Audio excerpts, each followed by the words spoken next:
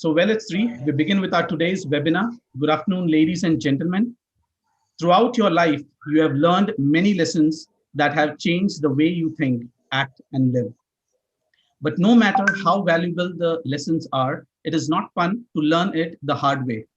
Some say these learning pains are unavoidable and necessary for the learning to stick. This may be true for some people, but for many of us, the same lessons can be learned without having to suffer. To learn lessons the easy way, you need awareness of the lessons to be learned, inte- intellectual understanding of the lessons and how it applies to you. Join us and be part of this very futuristic session where our industry experts will be sharing the perspective, insights, and learning from this experience. HRAI welcomes you all to our next HRAI session on Tangle to Untangle, their perspective straight from their experience, perspective, insights, and learning. To know more about HRAI and its event, I would request all our participants to visit the link and details posted in the chat window. I request all our participants to kindly follow the webinar guidelines flashed in the chat window. We are focused in having valuable session before our participants, and your feedback will help us and our speakers. We will be running a poll before the Q&A session. Request all participants to kindly give their feedback on the session. I now take the privilege to introduce our esteemed speaker for our today's session, Mr. Jagmohan Banwar, Chief Executive Officer, the Next Milestone Technologies Private Limited. Mr. Jagmohan is rated among the top executive coaches in Asia. He was the first master coach in the continent and has coached board members, CEOs, and CXOs from leading organizations across sectors. His experience of writing on the top business leaders and entrepreneurs around the world enables him to share insights that are invaluable for any business owner. Mr. Jagmohan was also one of the first Asian speakers to be a part of international speaking bureaus like the Worldwide Speaker Bureau. Mr. Jagmohan is the best-selling author of 6 books. It includes Nadella, The Changing Face of Microsoft, Pichai, The Future of Google, Get Happy Now, Think Your Way to Millions, The Curse of Brahma. His latest book is Click, The Amazing Story of India's E-commerce Boom and Where It Is Headed. He has worked in leadership roles with the corporate sector, heading national and international roles with Standard Chartered Bank, HDFC Bank, and HSBC Bank. In 2004, after doping his corporate avatar, he founded People First in India and Middle East. He was also the founding dean and CEO at IIFM. Currently, he is the CEO of the Next Milestone Technologies, which is an edutech company focusing on making people across the world success ready. You can also follow him on LinkedIn. The link for the same has been mentioned in the chat window. A very warm welcome to you, sir, from Team HRAI and the participants present here today. Thank you so much, Peter and HRAI. Thank you. Next, I welcome our speaker and moderator for our today's conversation, Mr. K. Rajiv Narayanan, founder, CEO, the Leadership Element TLE India. Mr. Rajiv comes with 21 years of immense experience in corporate and global consulting in the learning space. He now runs the Leadership Element TLE India, which is India's only book-based leadership consulting house. Rajiv is a voracious reader and also is challenging the immunity to change in leaders, organization, and communities. You can also follow him on LinkedIn. Details for the same have been mentioned in the chat window. A warm welcome to you too, sir. Without taking much time, I would now request Mr. Rajiv Narayan to take over this session from here. Over to you, Mr. Rajiv. Thank you, Peter. Thank you so much. And good afternoon, everyone. Good afternoon. Hi, Jack. I'll take your permission to call you Jack here instead of Jack Mohan. That's okay. Please do that. It's too large a name. I was just counting the minutes, and it took 7 minutes for Peter to complete your introduction, and it took 2.5 minutes to complete my introduction. That very clearly says that I'm very humbled to be the person talking to a man who has done multiple things today. So thank you so much for being here, Jack. Rajiv, thank you for those words, though I think it probably has to do with the fact that I might have sent a longer introduction. But so kind of you. And it's a pleasure to be here with you. And before you start, I just want to thank you for doing this interaction. I've been following the work that you've been doing, and so much of it is so seminal and definitive in this area. And it's truly a privilege to be doing the session with you. Thank you. Thank you. Thank you. I reciprocate the same respect. So we want to keep it very, very flowy, very conversational. And though both of us are wearing jackets, let's still keep it as a very t-shirt, jeans kind of a conversation. All right. So what was very interesting for me when I saw your profile, Jag, and when I kind of had a chat with you before coming on to this event, multiple things, right? The event has got a name given by HRAI, but for all the listeners, I would still want to call it as an event or a conversation where all of you can look at it as perseverance over talent. That's a phrase that you can hold on as we get started. The entire conversation is going to be threading along this line. I think that will be a great learning for all of us to take from Jack, listening to his life story. All right. So Jack, let me start with the first question, right? 3 words which have always been a very important words for me: talent, perseverance, and efforts. How do you see these 3 words play together? That's actually a brilliant question to start with, Rajiv. I think, most things in life have a golden thread running through them. And if I were to look at these 3 words that you're talking about, talent, perseverance, and efforts, the golden thread would be purpose. And I think that's very important because imagine if you have talent, but no purpose, all the talent is wasted. Perseverance without purpose, and somewhere down the line, you're going to lose steam and momentum. And as far as efforts are concerned, what are you going to put those efforts for? If there is no purpose, there is no goal, right? So I think these 3 are very powerful words, but unless there is purpose underpinning each of these, to my mind, I think they're almost worthless. Lovely, lovely, lovely. So purpose becomes the most important word, right? That kind of ties all these together, right? So it just reminds me of that famous book of Start With Why Always that I keep talking about on multiple forums: purpose, purpose, purpose, right? That's very interesting connection between 3 words and the 4th word that you brought in. Now, I don't come from a world of, I wouldn't say world, from a generation where we have a lot of junk foods and pizzas and burgers. I still prefer a rasam chawal or a dal chawal or a aloo paratha there. But still, one organization that inspired me a lot, right? McDonald's as a brand.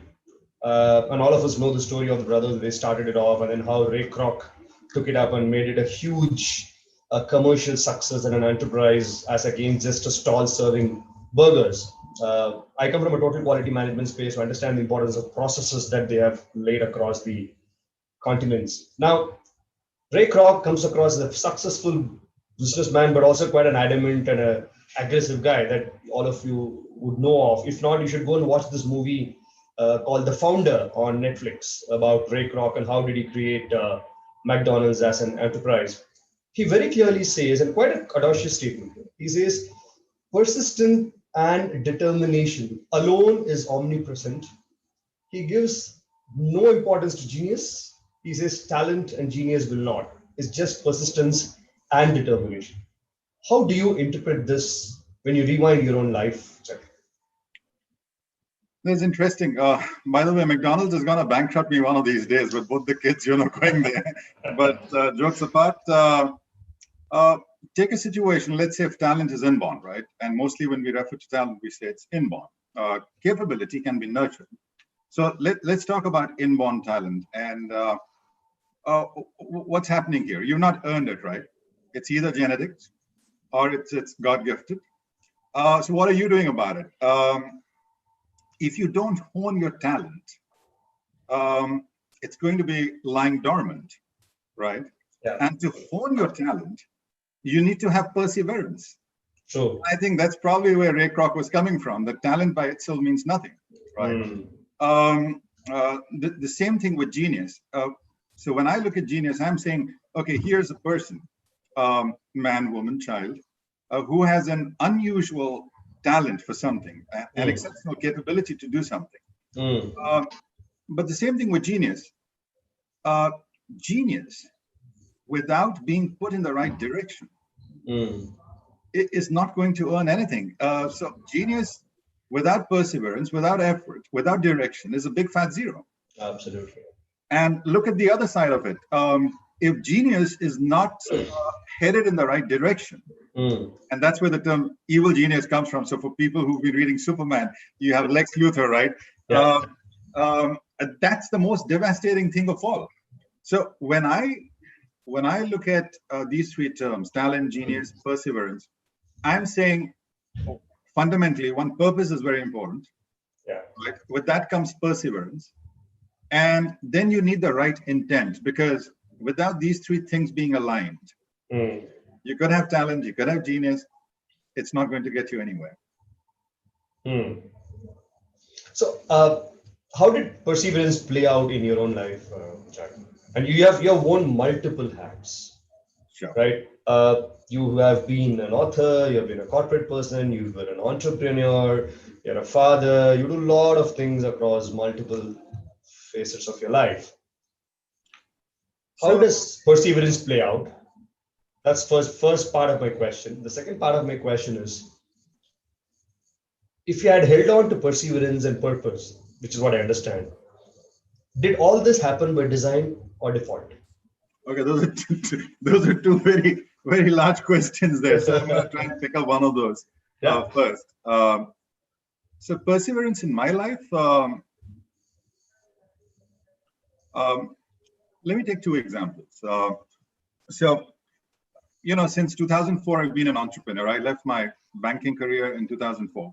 That was with HSBC. And since then, last 16 years, I've actually been an entrepreneur. Entrepreneurship is a series of, I don't like to use the word failure, but it's a series of moonshots, a lot of which don't yield results. Right. And then there are a few successes out there. Now, if you don't have perseverance, you're going to leave your entrepreneurial bandwagon within the first year. And that's literally what happens with most entrepreneurs. True. Within a couple of years, they're back into corporate life, right? Yeah.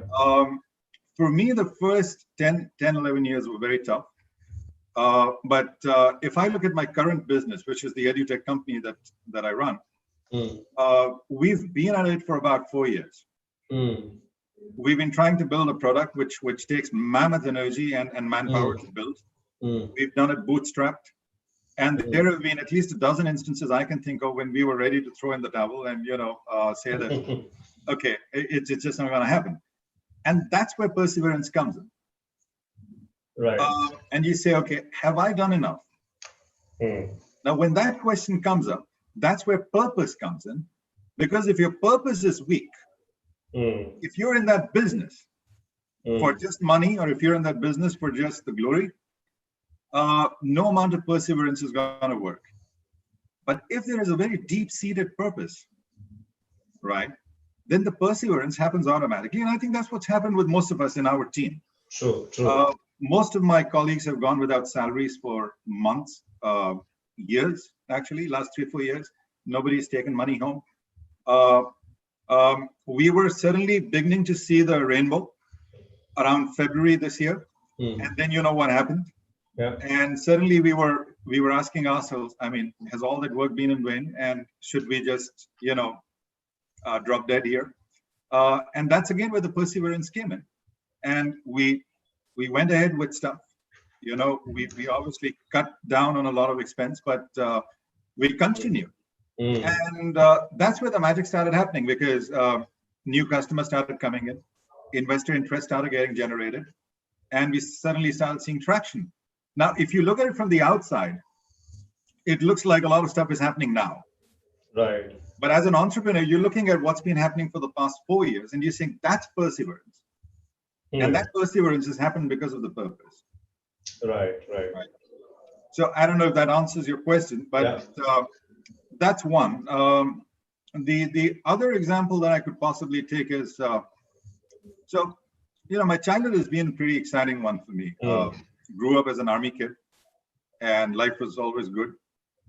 And then when I was about 8 years old, I had some health issues, and at that time, those were near fatal health issues because I had a serious neurological challenge. Okay. And in those days, I'm talking about 70s. Things were really not that great as far as medical science was concerned. So a lot of my early childhood was spent in trying to face up to this issue. And I think if I didn't have the right support from parents, for instance, I don't know, the boat could have gone either way. But I remember my mom and dad telling me that, look, it's easy. If you don't want to go to school, we can stop you from going to school because we don't want to put too much pressure on your brain, right? But what if you just go? Just go, just sit there. See what you can absorb. Give it your best. And let's see what happens. And that's how the next 7 years of my school life happened, from the 3rd grade to the 10th grade. And I obviously wasn't doing that great in studies, but I was scraping through. But for me, that was the early lesson in perseverance. Beautiful. Right? And after that, during my career, whenever any such challenges come up, I think that the voice that rings out is, okay, if you can't do anything about it, just go there, sit it out, give it a best shot. The tide will change. And if your purpose is strong enough, you'll come out of it. So I think for me, that's how it's related to my life. Beautiful. That's such a lovely story, and thank you for sharing that, Jag. I'm sure it would have been tough times for you, tough time for your parents more so. But yeah, perseverance is what takes us through such ill health kind of times, right? Even this COVID that you're talking about, right? People who would stay afloat and come out successful are people who are going to hold on to that one thing called perseverance. It's not going to be talent or genius or anything else, right? I remember somebody asking me, Rajiv, if TLE doesn't do well, would you want to go back to corporate heading L&D? I said, that's the easiest of route I would want to close, because that temptation can always pull you back, right? Which is nothing but perseverance that you're talking about. It makes tremendous sense. I had a very different definition of perseverance. There's a book called Attitude is Everything by Jeff Keller. He says, you become a champion by playing that one last round. All of us know that, but how powerful, isn't it? You must have been playing this multiple times, that one more last round, isn't it? Yeah. So again, it's how much you want to leverage yourself, Rajiv. Yeah. I'm a fan of history, and I think history has taught me more than anything else has. And I remember the story of Caesar. Yeah. So this is the time when Caesar was actually attacking what was then France. And when they landed on the shore, he actually told his generals, he said, burn the boats. And the generals were surprised. They said, if we burn the boats, how are we going to get back to Rome? He said, when the soldiers know that there is no way that they can turn back, the only way to go is forward. And that's perseverance. So that was Caesar's way of leveraging his team. Lovely.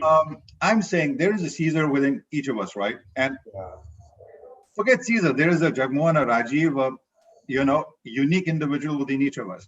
How much are we willing to leverage that individual? Right. That decides how perseverant you're going to be. Interesting. You're making me think, Jack. That's very powerful. Thank you so much for that. So let me ask you this. We all talk about mindset, right? We talk about everything starts from here, the power of mind. All that is known to all of us. All the listeners would have heard this multiple times. Now, there's a very powerful book called Mindset, in which an author talks about mindset changes the meaning of failures.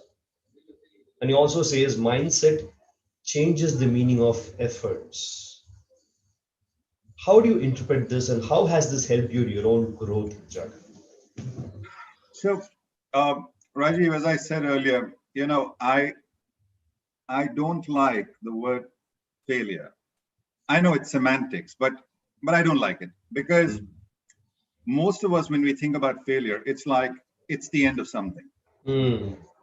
And perhaps it is. So when you say that I failed at this, what you're saying is, okay, this has come to an end.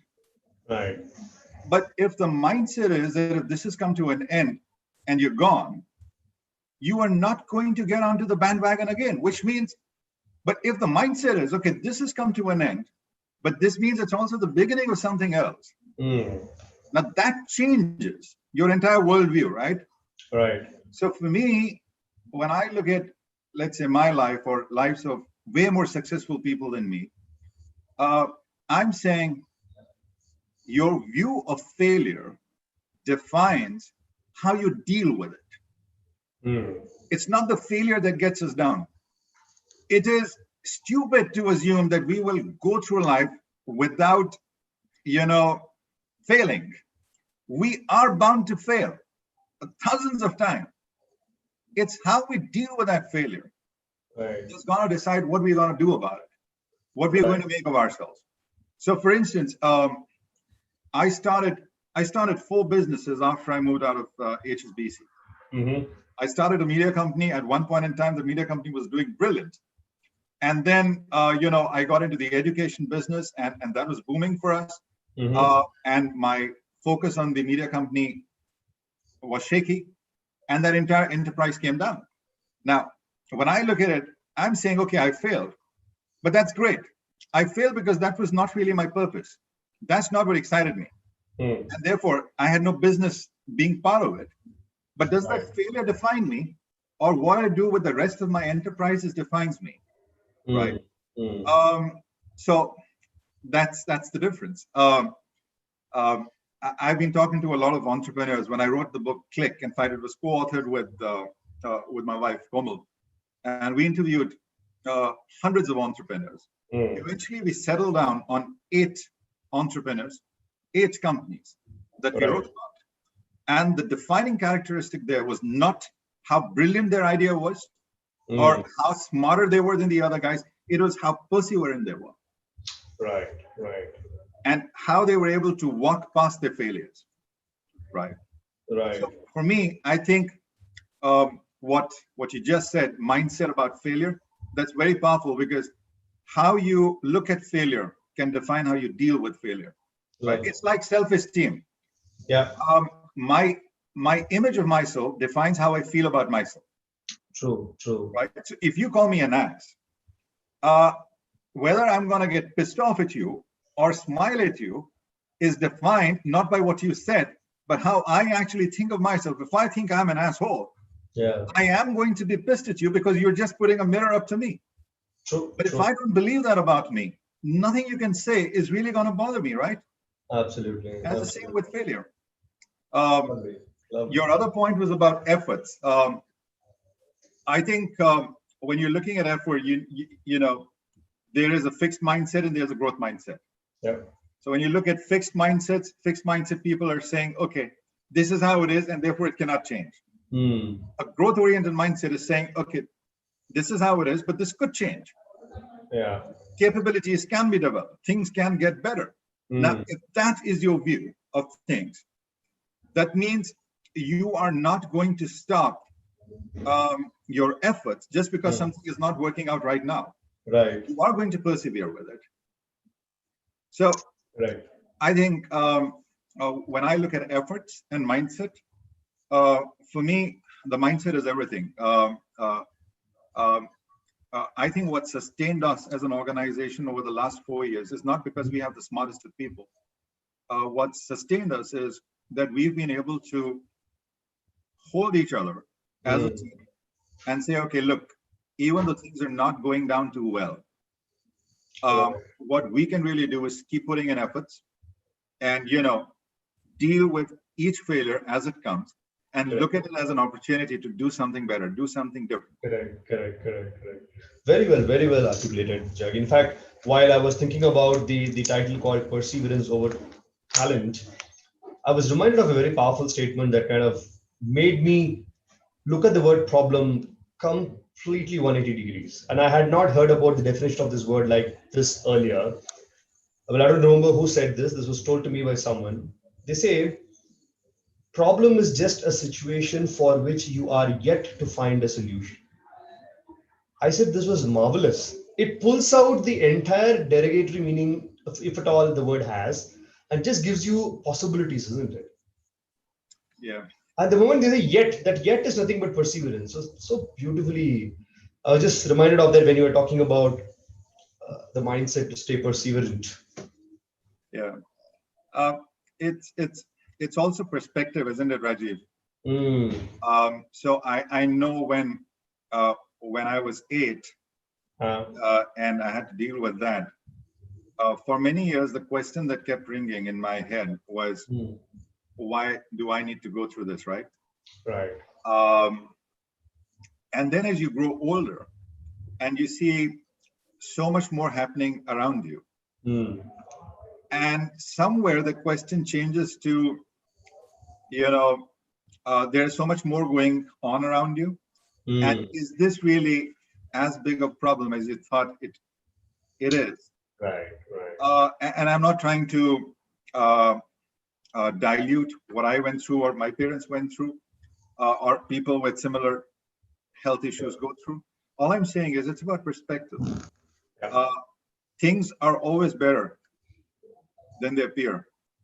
And things can always get worse than they are, which means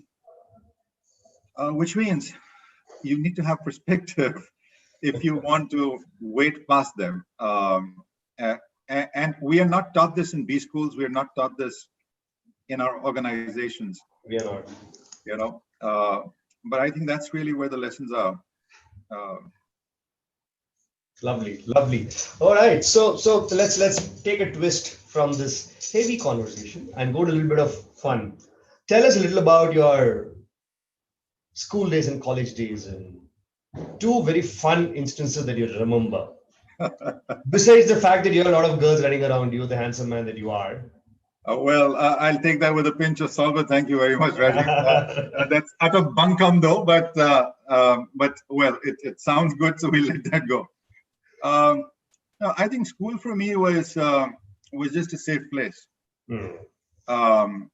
Initially, it was a place where I shirked going because for many years when I would go to school, it was, it's like you're different than a lot of other people. But when I was in the 12th grade, I made it to school captain. We used to call it head boy in our school, right? I think for me that was good because it made me realize that even though I might not have had any expectation from myself, there were probably a few people who did. And at that stage in my life, it was important for me to have that at the back of my mind that there is something which is working for you. And I think that last year there was pretty good, had a lot of fun. That's where I learned that I love debating. And, I was always afraid of public speaking. I think the first time I went on stage, I had diarrhea for about 2 days before I had to go up on stage. And it's no longer embarrassing to say that. And today, I think, even if I'm on my deathbed, you put me up in front of 10,000 strong crowd, I'll probably come alive, So for me, that was something big that happened in school. Going past my fear of public speaking. College, honestly, I didn't attend. I used to be in my room all day. I used to love reading, and I spent all my time reading. I didn't attend any lectures. I was fortunate to clear all my courses. But for me, observing people was always interesting, and I think that's what happened in college. I developed a love of observing people, how they behave, how I behave, and I think that's been a journey which has continued till now. Those are two things I recall from my academic days. Fantastic. So let me ask a question from the word observation that you said, right? Why do you give observation, a lot of credit, and the benefit that you have seen out of that. And what would be your input to the younger leaders who are on their own path of leadership? How could they use this ability to observe and leverage it? So Rajiv, I would firstly, on a lighter note, I would hope that you and I are also still part of those younger leaders. Younger than us. I know I'm wearing my black wig here, so you know. I've got my dye on. Yeah. But okay, let's talk about observation. Yeah. What's a leader really doing? What's a leader's job really? A leader's job, at a very superficial level, is to get people to do stuff. True. But how are you going to get them to do stuff? You need to get people to come up to a particular level for them to do it. In order to get them to a particular level, you need to first know where they are. Right. How would you know that? Observation. Right. You can have the best tools at your disposal, but they don't compensate for observation. The second part of observation is yourself. If you look at some of the most brilliant leaders that we've seen, you know, not just in India, all over the world, these are people who've been highly self-aware individuals. True. Observation, to me, is not just observing others, it's about observing yourself. So we spoke about failure a while ago. For me, when I fail, and I failed so many times, for me, that's an opportunity to look at myself and first ask myself, how am I feeling about this? Right. And I don't want to say that I feel great about it. That would be absolute bunkum. I feel terrible about it, to be honest. But just knowing that I feel terrible about it gets me closer to myself, if you know what I mean. It puts me in tandem with myself. And when you're in tandem with yourself and you understand yourself better, then you know what things have power over you and what don't have power over you. True. What affects you, what impacts you, what things are important for you. And unless you know that, how can you even think of beginning to lead people? Correct. Right? So for me, observation is about self and then others. And I think that's very important for any leader. Right. Makes sense. Tremendous one. Absolutely. So you spoke about failure. You spoke about your own journey through health, through school. Spoke about observation. Now, I heard this very powerful phrase which says living in day-tight compartments, which is about living in the present, right? Help us with this, Jack, and I'm sure you can give us a lot of inputs. Is one of the things that I've seen, and I've been a leadership coach myself, and including me, I'm sure you also would have those moments, and so would the listeners also have. Though we love to live in the present and be happy about it, we always have one leg in the past, one leg in the future, which is the worry of the past and the anxiety of the future. How does one work in not getting stuck in those zones, but still live in the day-tight compartments and get the fullest potential out? So let me honestly say first that if I were able to do this all the time, I would have felt truly blessed. Absolutely. Am I trying to do this? Have I tried to do this over the years? Certainly, yes. But let's look at it in perspective, Rajiv. We are all human beings, right? Yeah. We might become billionaires and these multi-millionaire entrepreneurs, but we are human beings, right? It's only natural for us to look back at the past, because if there is something in our past that we've truly enjoyed, it's going to be a part of you. So how do I tell myself, I don't want to look at a part of myself? Again, if something terrible happened with me in the past, how can I say I'm not going to think about it? It's a part of me. Right. It either got me down or it helped me grow as an individual. It's a part of me. So I think when people start trying to control their mind and say, I should not think about the past, I should not think about the future, that is futile, because the more you try to control yourself, the the less you're able to. It's like saying, don't think about a pink elephant. And now all of us here are thinking about a pink elephant, right? Yeah. That's how the mind works. So for me, I don't mind having a leg in the past. My past made me who I am. I don't thinking about the future because that allows me to dream. True. But I think where you're really coming from is, how can I be in the moment? And for me, that's the difference between doing versus being. Okay. A lot of us, including me, are so busy doing stuff that we forget really existing, being. And I've seen that. So I want to give the best to my family. I want to do, say, X stuff for my kids. And with that intent, and that's not a bad intent at all, let's say I'm doing stuff. And then I get so involved in doing it that if you're not going to be able to spend those moments with those that you would like to do that stuff, you are not being. Yeah, I agree.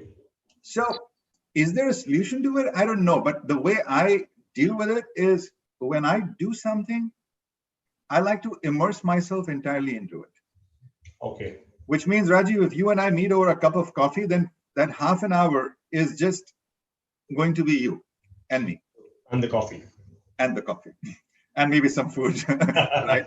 But if I'm working on something, if I'm writing something, then that's what I'm with. So as long as you can be in the moment, I think you don't really have to worry about the past or the future. You are there in the present, right?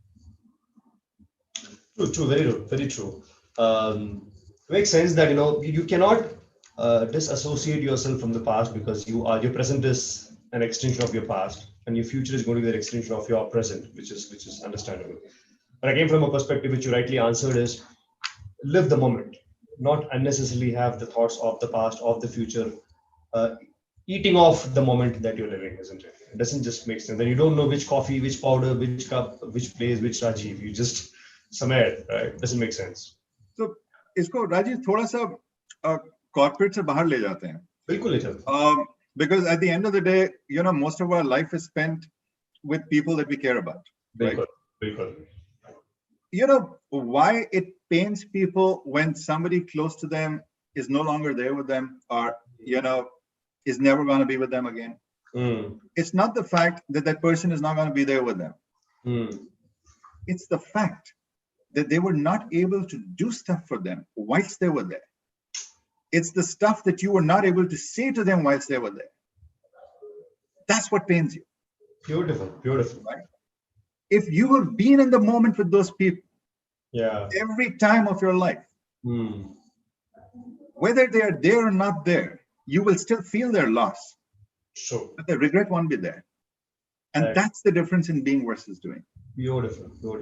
That's a lovely analogy. Thank you for bringing that, Jag. And I'm going to go back and spend more time with my father. My father is 77. I do that a lot. He lives with me, and I'm going to go and do that a little more. So thank you for that pearl of wisdom. Makes tremendous sense. Very, very simple, but it's kind of hit me somewhere. So thank you. Let me take you into the world of leadership a little bit, right? Because there are a lot of names I see here. I have Chetan, Chirag, Lakshman, Bhushan, Avron, Ankita, Peter. All of them are in our own journeys of leadership, and myself as well. This particular word leadership has been elusive and mystical for many years for most of us.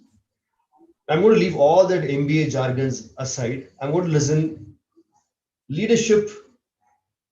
What does Jagmohan think about this word? What is his definition of this word? I'm glad you said let's leave the MBA definition out, because I barely scraped through my MBA. उसे उठा के side में रखते हैं.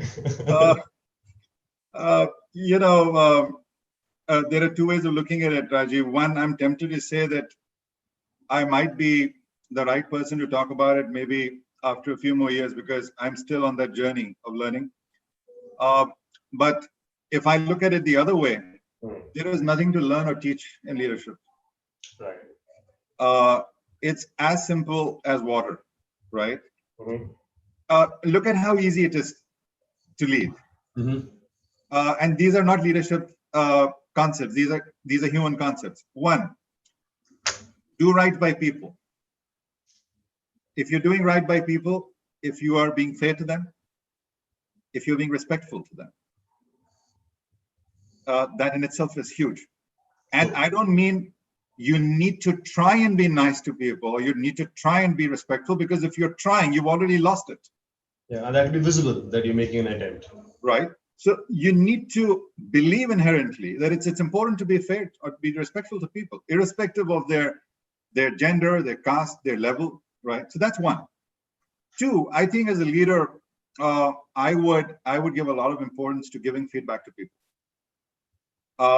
And not just feedback when things are going wrong. I think we need to find opportunities to give feedback to people when they're doing something right. Lovely.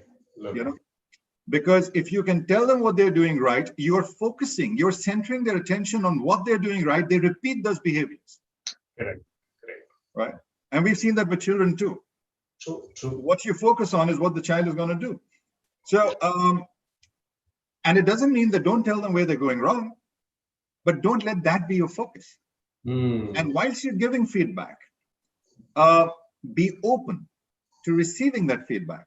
Now, I know a lot of leaders do this, and I've been a coach with a lot of industry leaders. I do this at times. If I'm not getting feedback, I feel, okay, everything's fine. But it might just be that people are not comfortable giving you feedback. Right. So what are you doing to encourage people to give you feedback, and how you respond to that feedback, I think is very important as a leader. The fourth part I would say is forget about leading. Nurture people. Nurture people to think for themselves, and in a way that they are able to nurture people down the line. Lovely. If you're able to do that, you've created a generation of leaders. Beautiful. And my last thought out there would be, if you want to lead, you don't need a leadership mindset. You need a follower mindset. Right. We get so caught up in a leadership mindset that we forget, that there are so many other talented people in our midst, that there is stuff that we can learn from them. And unless they get the opportunity, they will never become leaders in their own right. Follower mindset is also about giving them a chance to go out there and prove themselves, and just standing on the side, letting them do their stuff, letting them fail if it means they have to fail to learn, but be there to pick them up when they need to be picked up. I think from my perspective, these are a few things that I've seen leaders do really well. And I would expect my leaders to do to me and me to do to my people, right? Beautiful. I love the feedback one, and I like the follower mindset. I think these two are very, very powerful, Jack, because these two alone can keep you grounded, right? And you can give back to your people, give back to your community, for which you have been given a position, and you feel blessed, and you count your blessings to have got that position, right? You can do that effectively. Lovely. Tell me a little more, Jack, that I know you're a poetic man. You had an interest in writing many years back. How did writing happen to you? And how did that create a different Jack? I think part of that might have been genetic. My father was very fond of Urdu poetry. And I think that might have just come in somewhere. But I think more importantly, it happened unconsciously. I told you, early part of my childhood was spent hiding away from people, because I was always very conscious about how I was because of my certain health issues. I found refuge in writing. Writing for me was a way of creating fantasies for myself. Okay. Things which couldn't happen in my life, I could create by writing. So it found way in poetry, it found way in stories. Some of these started getting published when I was about 10 years old with Putnik. And that love just continued. And so that's how the journey began. And of course, over the last few years, I've been commissioned by publishers to write bios like the one that I wrote for Satya Nadella, Microsoft, HRAI, Google, and of course this book on Click, which is really about a lot of people. But my love is not nonfiction. My love is fiction, because you can create stuff there. You can create characters that you believe in, right? And even more so of late, it's poetry, because I think whether you're a leader or whoever you are, expression is very important. A leader who cannot express himself or herself may not be a very effective leader. And poetry, to my mind, just gives you that medium to express yourself. So I know it's very different from a typical image of a corporate person. Yeah. But I think a lot of us have got boxed into, maybe because of our conditioning. So, okay, because I'm a corporate guy, I cannot do certain stuff. I don't know, maybe if you try doing it, you'll find so many different facets of you, it'll be just so much more enjoyable, you know. Lovely, lovely. So I have a very interesting question that's come on the chat box, Jack. So let me. I've been asking you a question. I want to read questions. You know, somebody's asking very interesting questions. So there's a gentleman or a lady, well, I don't know, is asking, how do I build unbiased perspective that is beyond the walls of my limited understanding of the things and situations around? Are there any specific methods to train ourselves on neutral perception building? Who's the person who's asked this question? Is there a name? I don't see a name there. Sorry. Okay.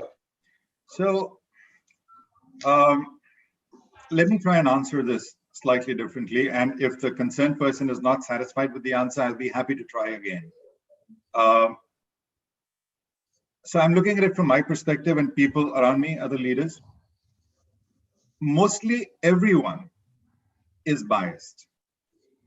That is not the problem. The problem is, are you aware that you are biased? If you're not aware that you're biased, that's the problem. If you know that you're biased, you're already on the way to solving some of that, situation. The second part is asking yourself why you are biased against whatever it is that you're biased against. I have found a lot of times the reason that we are biased against something is because it shows up a mirror to us. I know there are certain things when I see in people which make me feel judgmental about them, not because I'm judging them, I'm judging myself. Their fallibility towards something is a reflection of my own fallibilities, and that makes me feel bad, and therefore I become biased. Therefore, understanding why I'm biased is very important, and it goes back to the thing we were discussing a while ago, observation of self. Sure. The third part to this is observe yourself unemotionally. You were asking for tools, methods. The person who asked this question, ma'am or sir, my response to that is the biggest tool is observe yourself, observe your feelings. In that moment when you're being biased, what is it that you're feeling? What's going on in your mind and what's going on in your heart? If you observe that, my belief is you may actually be more in tandem with why you're feeling what you're feeling. And over a period of time, that will resolve itself. Not because you want to resolve it, but because you would have understood it, and understanding will resolve it. Now, if that's too spiritual an answer, I'm sorry. But to my mind, it's not spiritual at all. It is the most pragmatic way I have seen of dealing with these situations. Truth be told, my initial response at times is to be biased. But having observed myself over years, now I find I'm able to reduce that bias before it becomes visible to others, or before I act out on that bias. If the response does not meet your expectations, please feel free to ask me a counter question on this. Lovely one, lovely one. At least the awareness of the bias helps you to make that alterations in your perspectives that you have, right? At least you can make that shift in your head, which itself is a good shift forward. Lovely. I have another question that I'm going to read. It's from an HR manager. I'm hoping, because the question says, how does an HR manager leverage insights to align business objectives with individual objectives and therefore create a synergistic effect? Okay, that's a great question. Yeah, that's a great question. a lot of times HR managers are made to believe or are conditioned to believe that their domain is HR. There is no such domain as HR. HR is actually, the brain of the organization. That's the most strategic piece of the organization. Now, if it is strategic, the only way it can be strategic is by being hugely in tune with business imperatives. So one of the ways to respond to your question is to make sure that there is intimacy built in between the human resources function that you are leading and the respective businesses.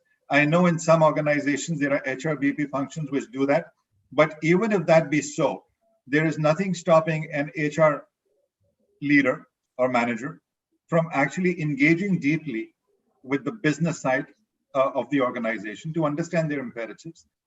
When you take an outside-in look to HR, most HR professionals, including me, have taken an inside outlook. Okay, this is what I need to do. Now this will get implemented.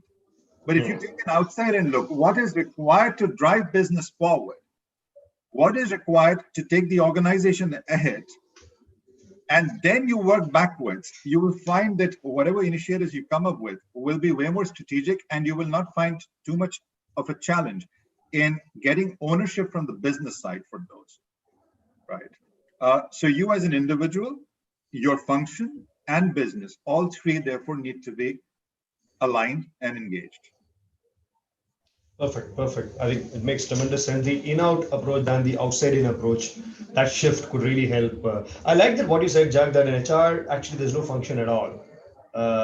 It's all about just a department which has been given a name. You need to give a name, right? You have a finance, you have an operation. Log hai to HR karke naam di diye. But end of the day, it's all about being with the business clearly. So I'll give you an example, Rajiv. There's a company called Pepperfry. Yeah, of course. In fact, Pepperfry is one of the companies that I wrote about in Click. I covered that company in my story. Pepperfry, for a long time, didn't have an HR team. Mm-hmm. The organization managed itself. But there were people who were doing what HR resources should be doing. So later on, these people became HR. But there is no such thing as HR. HR is a concept. HR is about adding value to the organization. What you do to add value is what defines HR in that company. You formalize it, it becomes a department. Correct. Lovely.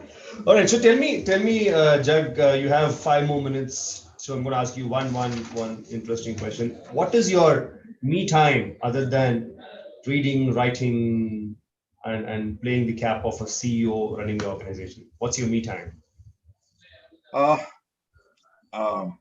Listening to music. Which genre of music do you listen to? Kishore Kumar, Mohammad Rafi, all. Jagjit Singh. Ghazals a lot. I love ghazals. Give me a high five. So I love ghazals. Farida Khanum, Jagjit Singh, Ghulam Ali, Rashid Khan. So many of them. Begum Akhtar. Ghazals, of course. But then, I mean, look, I'm not just the ghazal types. The Bollywood songs I enjoy. I love Kishore Kumar. I love Mukesh, Manna De, Hemant Kumar. My friends in college used to say, you must have been a bong, brought up in a Punjabi family, because most of the music I love is bong music. But yeah, music is very important for me. And whatever time I get, I actually revel in that. Lovely. It's such an important thing, isn't it? Music, so beautiful. Kind of relaxes you from whatever you're doing, right? And when I was talking to Ankita before we started, I have my regular 30 minutes walk after dinner in the night. You have this earplugs, and I listen to Kishore Kumar songs, the South Indians, I listen to Ilayaraja songs. It's so soothing, kind of. And that's why you come back to the day-to-day compartment. I'm immersed there listening to music. And I'm neither worried about what happened in the day, neither am I worried about kal kya karne wala. I'm ghum raha hu and listening to the songs. Lovely. Superb. So I'm going to ask you the last one, Jack. With all this that you beautifully shared, your own life story, you spoke about perception, you spoke about neutralizing perception, you spoke about observation as a part, you spoke about the fact that end of the day, you believe that talent, efforts, and genius gets tied under perseverance only when there is a strong purpose. Else, all of them are just like those balloons that are flying in air, right? You can't tie it and ground it if there's no purpose to it. Beautiful, beautiful conversation. What is one call for action that you would love to give to all of us? I was hoping you wouldn't ask that because, that puts me in the hot seat, Rajiv. I know for a fact. I've been sitting in the hot seat for the last 45 minutes, so nothing is new. Go on. So I honestly believe, and I'm not saying this for the sake of saying it, I honestly believe that all of us really know what's best for us. Probably if the mute buttons were off, I'm guessing that all the participants here could teach me so much more about a life which I don't know about. But since you posed me this question, I can only tell you out of my own experience. And I would say two things. One, know yourself, which means spend some time, take out some time for yourself.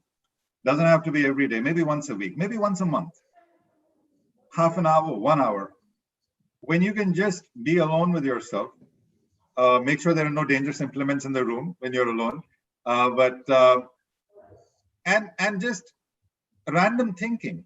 How do you feel about yourself as a person? What is it that excites you in life?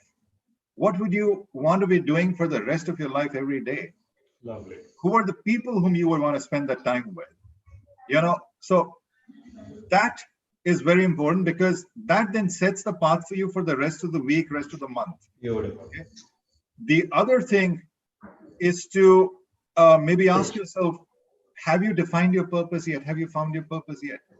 It took me many years to figure out that even though I enjoyed banking and it paid a lot, but banking is not what I would see myself doing for the rest of my life. What I would see myself doing was something different. So in my case, it was about being with people, being able to make some impact, however small, in someone's life. And that's why the first company that I set up was called People First, right? It was about people. For me, that was the purpose. Now, if you look at it, while it may seem that I've been wearing multiple hats over the last 16 years, there is no hat. Because I've just been doing what I love doing, which is any business that I've taken up, or whether it's coaching or leadership training, it's always been about people. Writing, it's about people, building characters that people would like to hear about.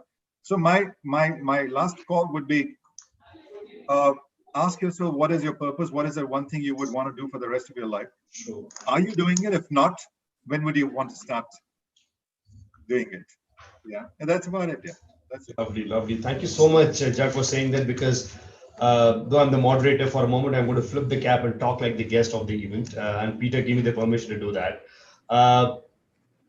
Guys, for all of you who are listening, all of you would have had the up and down of your lives, and you must be figuring out where you want to go. I've been an engineer, the first engineer of my family, then I've been a salesperson, did all stuff, and finally landed in learning and development for many years, right? I think it's very, very important from what Jag is saying. A lesson is, it's important for you to find out what is that one thing which, if not there in your life, with all other things there, are you the happiest?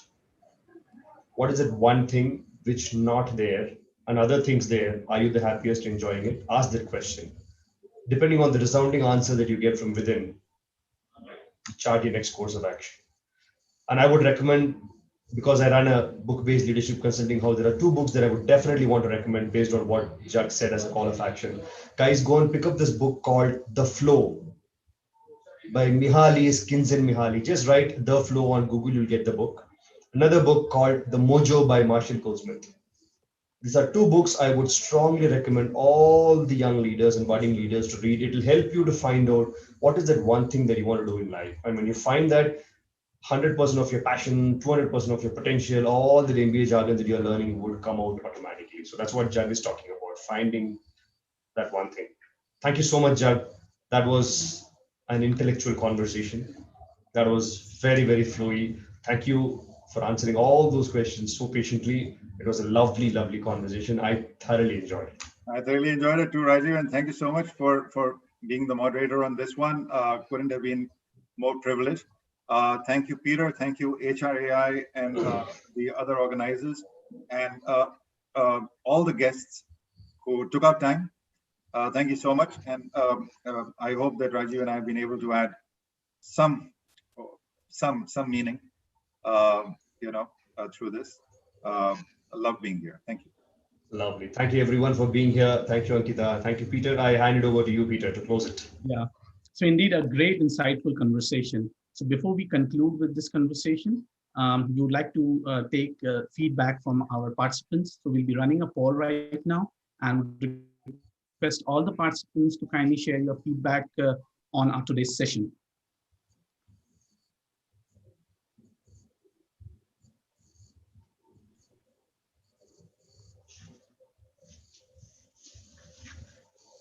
So while our participants share their feedback, thank you, Mr. Jagmohan. Nice takeaways. Find your purpose and be yourself. Thank you, Mr. Rajiv, for taking us through this wonderful journey. We are sure all our participants have had a great learning experience.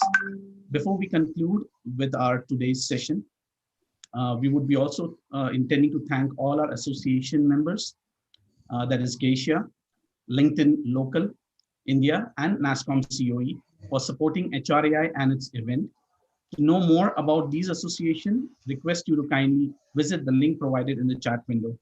You can also access the slides and recordings of our today's sessions on our YouTube, shared in the chat window. Once again, on behalf of HRAI, want to thank Jagmohan and Rajiv for such a wonderful session. We hope to see you. Both soon again. We are in the 50th week, and Team HR Association of India has planned an exciting event to celebrate the Festival of Lights. Do join us for our next week event, a celebration on the 13th of November 2020.